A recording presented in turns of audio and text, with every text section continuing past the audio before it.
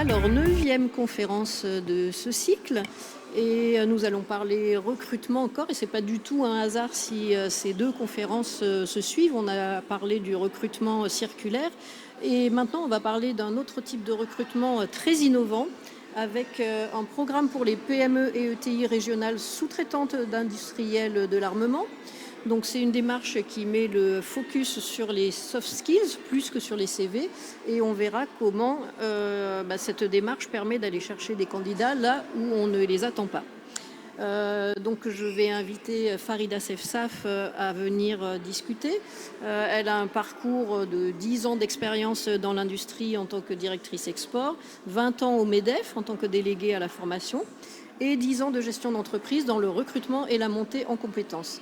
Elle intervient maintenant en tant que consultante à l'Association des médiateurs pour l'emploi. Je lui laisse la parole.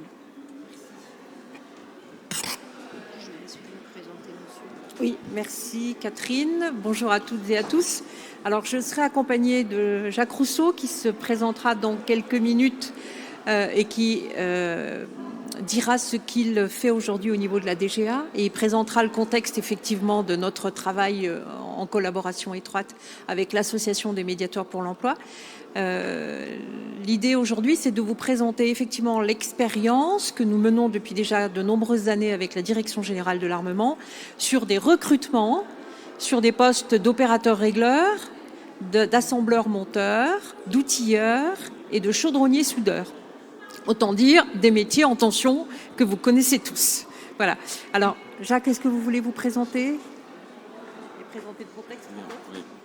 Merci Farida. Bonjour. Jacques Rousseau, je suis le correspondant de la Direction générale de l'armement pour la région Auvergne-Rhône-Alpes. Et je remercie Farida pour me donner l'occasion de contextualiser ce programme de soutien qu'on a avec elle, puisque la pénurie et les tensions liées au recrutement, les pénuries d'opérateurs, un certain nombre de métiers ont été identifiées comme étant une des fragilités pour le passage de la BITD, donc des entreprises liées à la défense, vers l'économie de guerre. Et c'est pourquoi nous nous impliquons via ce programme et via d'autres programmes pour accompagner les entreprises face à cette difficulté. Merci pour le contexte. Alors, vous avez compris le challenge. Alors, mon intervention, elle aura... Jacques, je crois qu'il faut juste un petit peu se décaler. Un premier sujet, le casting. Quel candidat pour quelle entreprise pour quel candidat? On l'évoquait tout à l'heure, la question du sens. Pourquoi, effectivement, aujourd'hui, j'irai travailler dans l'industrie et sur des postes, effectivement, entre guillemets, de premier niveau de qualification ou de postes de technicien. Et idem pour l'entreprise, quelles sont les pratiques RH qu'elle est prête à remettre en question pour accueillir des profils atypiques. Ça signifie des gens qui ne connaissent pas l'industrie. Et on vous expliquera tout à l'heure comment on a pu effectivement capter des candidats qui viennent de la grande distribution, qui viennent du sanitaire et social, et qui viennent de l'aide à la personne, et qui vont intégrer des postes effectivement d'opérateurs régleurs sur commande numérique notamment. Donc ça, c'est la première démarche. Quel candidat pour quelle entreprise pour quel candidat.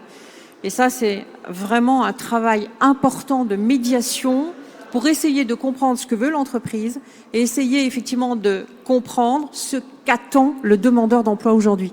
Et le demandeur d'emploi tel que nous l'avons, nous, dans l'expérience depuis quelque temps avec la DGA, des demandeurs d'emploi atypiques, ça signifie essentiellement du public inclusion, essentiellement effectivement des publics éloignés de l'emploi. Et je vous donnerai quelques exemples tout à l'heure. La deuxième... comment je fais? Comme ça. Le parcours, c'est effectivement un parcours de montée en compétences. On l'a évoqué ce matin sur les soft skills et les 4 C, créativité, esprit critique, collaboration et communication. On sait bien qu'on ne va pas trouver des opérateurs régleurs formés aujourd'hui, demandeurs d'emploi, puisque ça, c'est la technique et on va les former pour ça. En revanche, on va effectivement essayer de capter les aptitudes, les capacités à pouvoir travailler avec les autres, à pouvoir rendre compte, à pouvoir communiquer, à pouvoir comprendre les consignes qui sont données et respecter les règles de vie de l'entreprise. Donc ça, c'est effectivement une montée en compétences et un parcours où l'essentiel va se faire effectivement sur ces aptitudes à pouvoir intégrer le monde industriel. Avec un parcours de formation quand même technique, co-construit avec l'entreprise de A à Z, avec un partenaire qui est aujourd'hui l'AFPI Loire-Drôme-Ardèche, avec qui nous construisons la totalité du parcours, et notamment sur les compétences techniques attendues par les entreprises au niveau notamment des postes d'opérateurs-régleurs. Donc ça, c'est un parcours qui est co-construit avec l'entreprise et qui est co-construit effectivement avec l'AFPI. Et le troisième sujet que l'on verra, mais non, c'est là, c'est comment effectivement on travaille avec l'entreprise dans le cadre du plan d'intégration qui comporte déjà une phase d'accueil. Comment on accueille le demandeur d'emploi qui ne connaît pas l'entreprise, qui ne connaît pas l'industrie et qui ne connaît pas le métier. Et comment fait-on effectivement, fait-on en sorte de bien l'accueillir pour qu'il ait envie de rester. La question de l'entreprise, c'est comment je donne envie et comment je fais en sorte qu'il reste. On sait bien qu'aujourd'hui, les entreprises ont ces difficultés-là, de fidéliser le salarié et attirer de nouveaux talents. Donc effectivement, quand on est dans cette démarche de recrutement de profils atypiques et des personnes éloignées de l'emploi, comment fait-on effectivement pour les accueillir de manière, j'ai envie de dire, optimum pour leur donner envie de rester. Ensuite, c'est effectivement le feedback, à savoir quel est le feedback que l'entreprise fait aux demandeurs d'emploi et comment elle le fait, sous quelle fréquence et comment elle le fait dans l'esprit axe de progrès pour effectivement continuer à accompagner le demandeur d'emploi quand il est dans l'entreprise, dans cette phase d'intégration. Et enfin, le coaching, quand je dis coaching, c'est... excusez-moi d'utiliser le terme sportif, mais on est dans un stade de foot, là, le marquage à la culotte permanent, entre guillemets, dans les périodes d'intégration du candidat. Pendant la formation, nous, on les accompagne pratiquement de manière hebdomadaire tous les vendredis en coaching individuel et en coaching collectif. Voilà. Alors, si je reprends un petit peu les points, le casting. Aujourd'hui, on l'a vu ce matin, on a eu de très belles conférences sur ce sujet-là. Il est très difficile de trouver des candidats. Il est très difficile de trouver des demandeurs d'emploi. Et on passe beaucoup plus de temps à chasser les candidats qu'à trouver les offres d'entreprise, puisqu'on a de très nombreux métiers en tension aujourd'hui. Je ne vais pas vous les citer, vous les connaissez. Sanitaire et social, hôtellerie-restauration, grande distribution, les métiers du soin et bien entendu l'industrie. Donc, l'essentiel de notre travail au niveau des médiateurs de l'emploi, c'est effectivement d'aller chasser ces candidats. Bien entendu, nous nous appuyons sur Pôle emploi qui nous apporte effectivement des viviers sur les missions locales, mais nous allons aussi dans les lieux de vie des publics que nous pouvons toucher et nous allons effectivement distribuer de la documentation, des flyers. À titre d'exemple, en 2020, on allait dans les vaccinodromes les capter à la sortie des vaccinations pour pouvoir effectivement leur présenter des offres d'emploi et leur donner des rendez-vous pour les voir, même in situ, effectivement sur les lieux de la vaccination. Donc on va capter les demandeurs d'emploi et on va aller les chercher dans les lieux de vie. Ça signifie les clubs sportifs, les associations, les associations sportives, les cafés, les bars, les boîtes de nuit s'il faut. Voilà. Donc on est amené à aller chercher effectivement les demandeurs d'emploi dans leur lieu de vie et ne pas se contenter seulement de diffuser des offres sur des job boards ou sur des réseaux parce que ça ne suffit pas. Donc on passe beaucoup plus de temps aujourd'hui à capter les candidats et aller les chercher que d'aller effectivement capter la demande de l'entreprise. À titre d'illustration, pour 20 recrutements, j'ai vu 200 candidats et j'ai mis 3 mois à recruter 20 personnes. 20 personnes sur des postes d'opérateurs-régleurs. Donc ça veut dire qu'il faut voir 200 personnes. Donc c'est très long, c'est chronophage, ça demande énormément d'énergie, mais c'est l'essentiel en fait. Parce qu'on a besoin de savoir quel est le projet. Alors, quand je dis aller vers les publics, c'est vraiment aller les voir, être dans la rue et aller les voir pour pouvoir effectivement les rencontrer là où ils ne s'attendent pas à nous voir, justement. Donc aller vers les publics, c'est vraiment cette démarche-là. On n'attend pas qu'un demandeur d'emploi candidate, on va aller le chercher et on va le rechercher et on va le cerner globalement et le surprendre parfois pour qu'il puisse effectivement avoir un moment envie d'y aller et de dire bah oui ok j'ai bien envie de vous écouter, qu'est-ce que vous avez à me vendre? comment l'entreprise peut donner envie, effectivement, à ce demandeur d'emploi d'intégrer le poste qu'elle propose. Et puis, c'est travailler sur leur projet de vie. On a effectivement des candidats qui ont, on le sait, certaines difficultés parfois ou certaines problématiques à régler avant d'imaginer se projeter dans un emploi. Donc pour certains, ça peut être très rapide. Effectivement, il y en a qui veulent effectivement travailler dès demain ou après-demain, mais il faut quand même vérifier effectivement leur capacité ou leur disponibilité et lever tous les freins. Et auquel cas, il faut effectivement s'adapter et avoir un accompagnement sur mesure, mais on en a d'autres pour lesquels c'est un peu plus long, parce qu'on a un tas de leviers à lever avant de pouvoir effectivement leur proposer un emploi en CDI, bien entendu, pour 90% ou 100% des postes que nous proposons, avant effectivement de les présenter à l'entreprise. Dans la démarche, on fait un véritable casting et on présente un candidat à l'entreprise, puisqu'elle nous fait confiance et qu'elle délègue totalement le recrutement. Donc c'est pour ça que je disais qu'on met très longtemps, on met beaucoup de temps, on met 2 à 3 mois pour recruter effectivement le candidat. Donc passer beaucoup de temps, c'est chronophage, accompagner effectivement le demandeur d'emploi et essayer de comprendre j'ai presque envie de dire ce qu'il a envie et ce qu'il ne veut plus faire.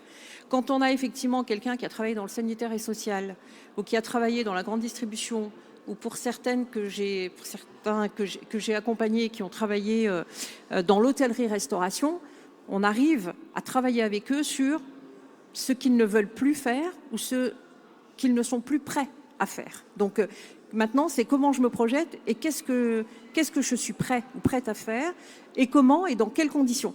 C'est pour ça que ça demande du temps. C'est pas un rendez-vous de 2 heures où on peut effectivement établir un projet de vie. On travaille sur le projet de vie aujourd'hui de demandeur d'emploi. On travaille pas uniquement sur le projet professionnel et le poste que j'ai envie d'occuper.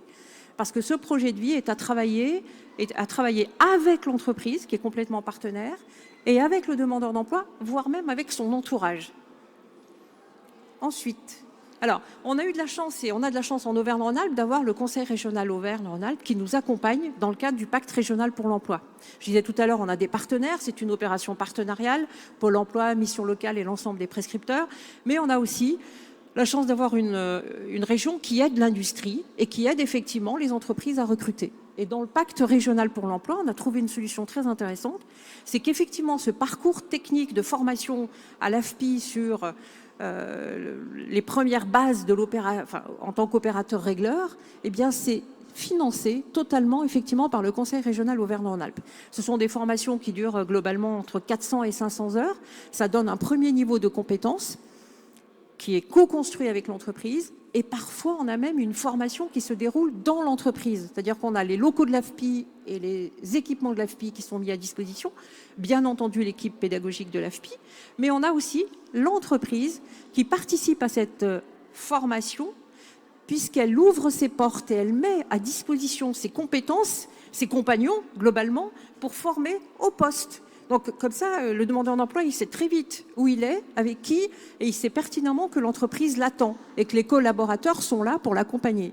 Donc on a cette chance d'avoir ce pacte régional pour l'emploi qui est l'ex-CARED, qui nous permet effectivement de former à un bon niveau les premiers niveaux de qualification. On n'est pas sur des techniciens, on est sur des opérateurs régleurs, et c'est l'essentiel des besoins aujourd'hui sur notre territoire en tout cas. Donc on a un gros travail sur les aptitudes et les soft skills. On a un gros travail effectivement avec l'AFPI de formation technique en alternance avec l'entreprise. Une partie dans les ateliers de l'AFPI, une partie dans les ateliers de l'entreprise avec des compagnons de l'entreprise. Et on a ce coaching et ce suivi hebdomadaire, soit dans les locaux de l'AFPI, soit dans l'entreprise. Alors, et là, quand on fait témoigner effectivement ceux qui ont bénéficié du dispositif, ils disent en fait, ce qui est important, c'est bien entendu d'être accompagné par l'équipe pédagogique et accompagné effectivement par les médiateurs, mais c'est aussi le fait de savoir que toutes les semaines, on vous rencontre, on va vous rencontrer et on vous rend compte. Ils nous rendent compte de ce qui se passe en formation, ils nous rendent compte de ce qui se passe en entreprise, ils nous rendent compte de leur vie globalement au bout de quelques semaines ou de quelques mois de formation. Et ce coaching, il est super important parce que nous, on le poursuit 2 ans après l'intégration dans l'entreprise. Donc on le voit après. Alors, quand je dis que l'intégration dans l'environnement de travail est important, c'est que On a souvent effectivement le DG qui est OK pour recruter, mais on va vérifier effectivement si le collectif de travail est bien en phase. Parce qu'on sait pertinemment que parfois c'est bien le collectif de travail qui met en difficulté le demandeur d'emploi, pour X ou Y raison. Pour X ou Y raison. Parce que c'est pas le profil qu'on attendait, parce qu'il faut passer du temps avec lui pour lui expliquer, ou parce qu'il va trop vite, il déstabilise les équipes. Hein, j'ai entendu ça aussi. Donc ça, c'est un peu compliqué. Donc il faut faire un peu de médiation aussi dans l'entreprise pour savoir si l'atelier est bien prêt à accueillir une jeune femme ou une dame de 54 ans pour faire un poste d'opérateur régleur. Donc la médiation, elle est aussi au niveau du collectif de travail pour faciliter effectivement l'accueil de ce demandeur d'emploi dans de bonnes conditions. Donc impliquer les RH de l'entreprise, et on a de la chance, on a des entreprises complètement impliquées. Elles ont des difficultés à recruter, et elles savent qu'elles doivent être, passez-moi l'expression, mais beaucoup plus sexy aujourd'hui pour attirer. Surtout quand on parle d'armement. Quand on recrute, on ne parle pas tout de suite, nous, de la DGA. On parle de la défense, on parle de la défense nationale. On change de vocabulaire en disant bien entendu la vérité, pour essayer effectivement de capter l'attention du demandeur d'emploi. Parce que quand on parle d'industrie de l'armement, on a quand même... En fait, on fait tomber les tabous. Et le fait de pouvoir le dire avec des mots simples et d'expliquer clairement la situation et le poste occupé et les conditions de travail font qu'on arrive à convaincre effectivement les demandeurs d'emploi. Donc on a ce gros travail d'interprétation, de traduction des postes pour faire en sorte que les demandeurs d'emploi aient envie. Donc impliquer les RH, c'est effectivement faire en sorte que le collectif de travail soit aussi prêt que prêt dans le sens prêt à accueillir, aussi prêt que la direction générale ou le DIRPROD qui a décidé effectivement qu'il fallait recruter. Ça, c'est important. Le coaching en individuel et en groupe, il est important aussi. Vous savez ce qui se passe quand on est en individuel et en groupe. On les voit un par un. On les voit d'abord tous en collectif, tous les vendredis.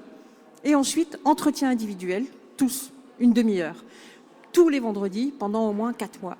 Donc ça, c'est important pour eux parce qu'ils disent des choses sur la perception du métier, sur la manière dont on les a accueillis et sur, très simplement, est-ce qu'ils se sentent ou pas bien dans cette entreprise. Et parfois, il y a des doutes. Parfois, il y a des doutes parce que c'est répétitif, parce qu'il y a une sacrée ambiance, parce qu'il y a des cadences, parce qu'il n'y a que 10 minutes de pause, parce que tout ça, on le met en mots, on le décode et on fait en sorte effectivement qu'il l'intègre, qu'il l'accepte, mais au moins c'est dit. Et quand il y a effectivement des incompréhensions par rapport à leur tuteur interne, eh bien la médiation, elle est là aussi. Mon tuteur me dit pas qu'il fallait que je fasse ça. Il pensait que j'avais compris, mais je n'avais pas compris. Et pourquoi vous ne l'avez pas dit? Parce que je voulais pas qu'il comprenne. Ah, voilà, vous avez déjà eu ce type de situation. Donc la médiation, elle est là aussi par rapport effectivement aux tuteurs identifiés dans l'entreprise pour qu'ils puissent aussi entendre des choses et faire des feedbacks positifs. Et puis on fait un débrief mensuel avec l'entreprise. C'est-à-dire que tous les mois, pendant tout le temps de l'intégration et même après, on a la DRH. Et là, c'est vrai que je suis très agréablement surprise depuis 20 ans que je fais du recrutement pratiquement. On a de plus en plus de DRH qui sont et qui remettent en question leur pratique parce qu'elles ont des difficultés à capter les candidats et qu'elles ont des difficultés à les garder. Il y en a beaucoup qui partent.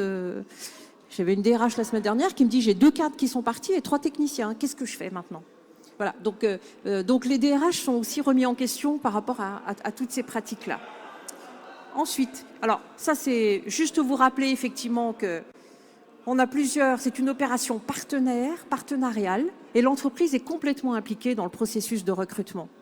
Complètement impliquée parce qu'elle ouvre ses portes, il y a une présentation des métiers, il y a une rencontre des salariés, il y a effectivement une visite des ateliers, il y a une formation dans l'entreprise, donc l'entreprise est impliquée et ce sont les compagnons et les salariés de l'entreprise qui forment, en même temps que les formateurs de l'AFPI. Donc l'AFPI et l'entreprise sont très, très en phase. Hein. On alterne effectivement, on a une formation en alternance qui nous paraît la plus adaptée et la mieux adaptée. C'est comme ça que c'est construit avec l'entreprise. Et on fait en sorte effectivement d'avoir ce coaching systématique vis-à-vis du candidat, d'avoir effectivement ce débrief avec l'entreprise de manière régulière pour éviter des abandons, des démissions, des départs prématuré. Donc on fait en sorte effectivement que on est tous autour de ces demandeurs d'emploi. Ils se sentent effectivement qu'ils sont accueillis et qu'ils sont accompagnés et qu'on est là pour les aider à bien comprendre effectivement ce qu'on attend d'eux et à leur faciliter la prise de fonction. Donc ça, c'est important aussi. Donc c'est bien une opération de partenaire, c'est bien une forte implication de l'entreprise et c'est un coaching individuel et collectif qui est très très important. Ensuite, et ben voilà, j'ai terminé. Je ne sais pas si je suis dans les temps. Voilà. Merci de votre attention. Jacques et moi sommes prêts à répondre à vos questions si vous en avez.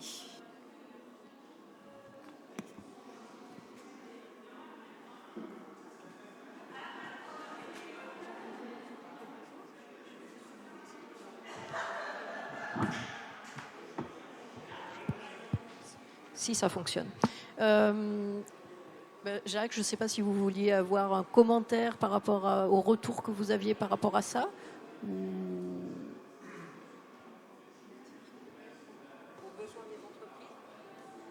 Alors c'est sûr que les besoins sont réels. Moi je fais beaucoup de visites d'entreprise dans le cadre de ma mission, hein. Je rencontre en moyenne, lycée sur un an, 2 entreprises par semaine. Je rencontre de tout. J'ai rencontré des dirigeants qui n'ont pas du tout adressé la fonction RH, qui n'ont pas du tout d'offre d'emploi et qui donc forcément ont des problèmes de recrutement. Et c'est là où notre collaboration peut apporter une plus-value réelle. Et j'ai vu aussi des dirigeants qui ont réellement développé ce qu'on appelle aujourd'hui la marque employeur, en repensant le cadre global de l'entreprise autour de l'activité des salariés et qui ne rencontrent aucun problème de recrutement. J'ai rencontré des dirigeants qui ont recruté quelqu'un qui sortait en effet de cuisine de grande restauration et qui sur en fait un atelier de 5-6 personnes n'ont aucun salarié qui est réellement issu de l'industrie. Donc c'est vrai qu'aujourd'hui, il faut que les entreprises s'adaptent. Il y a une marge de manœuvre qui est réelle, on peut faire des choses et il faut les faire, il faut aller les chercher.